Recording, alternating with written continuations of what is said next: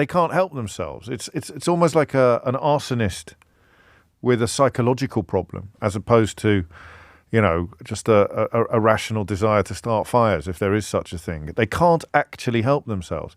If you've burnt everything behind you and none of the stuff that you thought would happen has happened, you have very little choice but to carry on setting fire to more stuff that you never actually intended to set fire to in the first place. The mad thing about Brexit is not the failure of the things to get better, not the failure of the improvements that were promised to arrive, the benefits that were described to arrive. It's the measurable decline that has instead occurred. The things that have got worse. But in order to keep the truth at bay, they say, well, we'll just set fire to one more thing, you see. So I think there's a diverging strand there. The people that are more or less on the same bandwagon are just parting company slightly. You've got the arsonists, and then you've got the idiots.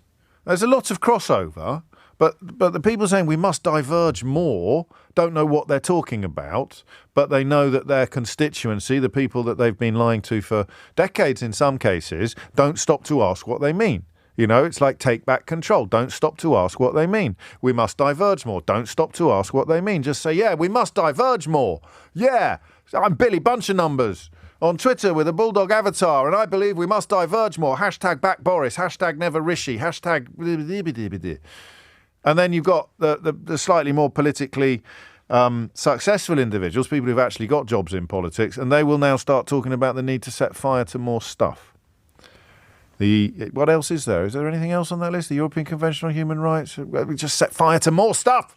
Set fire to it.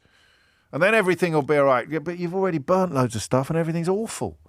More fire. We need fewer rules governing what can be pumped into our rivers. We need to get rid of the rules that require house builders to actually provide some sort of environmental protections against water. We've already done that. Michael Gove did that. Oh, okay. So burn it. And that passes for political ideology in a Tufton Street flavoured universe.